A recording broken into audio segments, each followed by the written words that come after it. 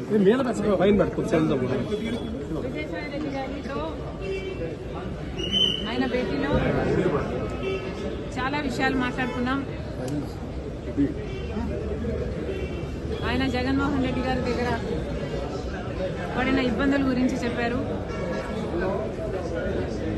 రాబోయే రోజుల్లో మీడియాను పెట్టుకోబోతున్నారని చెప్పారు. ఇలా చాలా విషయాలు మాట్లాడుకున్నాం. details of which I am not at liberty to disclose. కానీ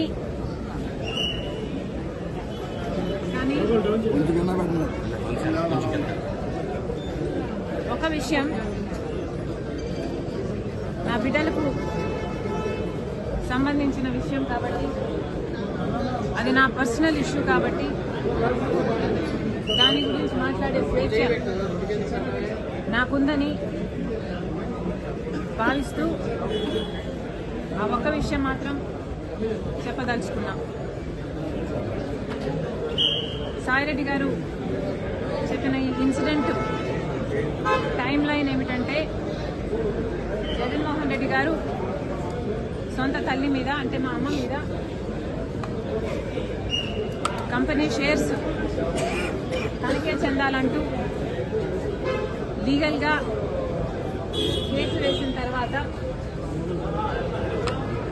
నేను కొన్ని వాస్తవాలను బహిరంగంగానే రాజశేఖర రెడ్డి గారి అభిమానులందరికీ తెలియాల్సిన విషయాలుగా కొన్ని విషయాలు నేను బయట పెట్టడం జరిగింది. దాని తర్వాత జగన్మోహన్ రెడ్డి గారు సుబ్బారెడ్డి గారితో, సాయిరెడ్డి గారితో కూడా ఒక ప్రెస్ మీట్ పెట్టించి, సపరేట్గా ప్రెస్ మీట్లు పెట్టించి నేను చెప్పిన విషయాలన్నీ అబద్ధాలు అని వాళ్ళతో చెప్పించడం జరిగింది. దాని తర్వాత ఆఫ్ కోర్స్ అమ్మగారు విజయమ్మ గారే బహిరంగంగా లేదు, సాయిరెడ్డి గారు సుబ్బారెడ్డి గారు చెప్పిన విషయాలలో వాస్తవం లేదు అని చెప్తూ, వాళ్ళు చెప్పిన విషయాలు అవాస్తవం చెప్తూ, ఒక బిడ్డ ఇంకో బిడ్డకు ద్రోహం చేస్తుంటే చూస్తూ తట్టుకోవడం చాలా కష్టం కాబట్టి కొన్ని విషయాలు బహిరంగంగా చెప్తున్నానని చెప్తూ, జగన్మోహన్ రెడ్డి గారు నాకు అన్యాయం చేస్తున్నారని విజయమ్మ గారే బహిరంగంగా లేఖ రాసి చెప్పడం జరిగింది. ఆ టైం లైన్లో, ఆ సినారియాలో జగన్మోహన్ రెడ్డి గారికి విజయసాయి రెడ్డి గారికి మధ్య జరిగిన సంభాషణ గురించి, ఆ ఇన్సిడెంట్ గురించి విజయసాయి రెడ్డి గారు నాకు చెప్పడం జరిగింది. ఒకరోజు జగన్మోహన్ రెడ్డి గారు సాయిరెడ్డి గారికి ఫోన్ చేసి, ఇలా షర్మిలమ్మ విషయాలన్నీ బయటపెట్టింది, నువ్వు బహిరంగంగా ప్రెస్ మీట్ పెట్టి మీడియాలో షర్మిలమ్మ అబద్ధాలు చెప్తుంది అని చెప్పమని అడిగినట్లు విజయసాయి రెడ్డి గారు చెప్పారు.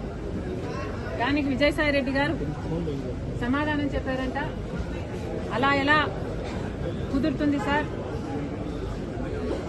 రాజశేఖర రెడ్డి గారి ఇద్దరి బిడ్డలకు సమాన వాటా ఉండాలని రాజశేఖర రెడ్డి గారు ఉన్నప్పుడే జరిగిన డిస్కషన్స్లో మీరు నేనే కాదు సార్, ఆ డిస్కషన్స్లో చాలాసార్లు షర్మిలమ్మ గారు, భారతమ్మ గారు, విజయమ్మ గారు అందరూ ఉన్నారు. మరి ఇంతమందికి తెలిసిన విషయం అబద్ధమని నన్ను ఎలా చెప్పమంటారు? నా వల్ల కాదు, ఈ ఒక్కసారికి ఈ ఒక్క విషయంలో నన్ను వదిలేయండి అని బ్రతిమాలుకున్నారట. దాంతో జగన్మోహన్ రెడ్డి గారు తర్వాత రోజుల్లో అదే విషయాలను సుబ్బారెడ్డి గారి చేత ప్రెస్ మీట్ పెట్టి చెప్పించడం జరిగింది. ఆ ప్రెస్ మీట్ తర్వాత జగన్మోహన్ రెడ్డి గారు మళ్ళీ సాయిరెడ్డి గారికి ఫోన్ చేశారని చెప్పారు.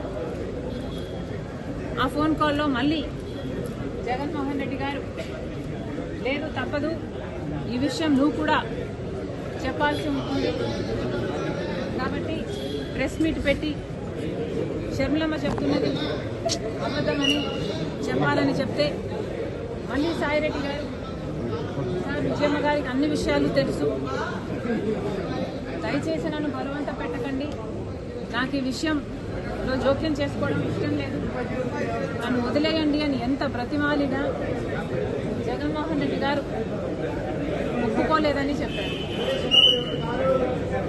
దాంతో అమ్మ నాకు తప్పలేదు, తప్పించుకోవడానికి నేను చాలా ప్రయత్నం చేశాను, తప్పనిసరి అయి నేను ఒప్పుకోవాల్సి వచ్చింది అని సాయిరెడ్డి గారు చెప్పారు.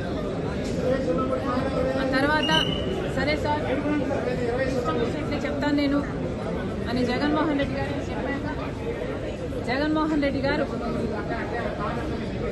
ఏం మాట్లాడాలో, ఏ పాయింట్లు మాట్లాడాలో నేనే డిక్టేట్ చేస్తాను, నువ్వు నోట్ చేసుకో అని సాయిరెడ్డి గారితో చెప్పారట. ఆ తర్వాత 40 నిమిషాల పైన జగన్మోహన్ రెడ్డి గారు ఏ పాయింట్ ఎలా చెప్పాలి అని 40 నిమిషాల పాటు జగన్మోహన్ రెడ్డి గారు డిక్టేట్ చేశారట. ఆ డిక్టేషన్ను సాయిరెడ్డి గారు నోట్ చేసుకోవడం జరిగింది.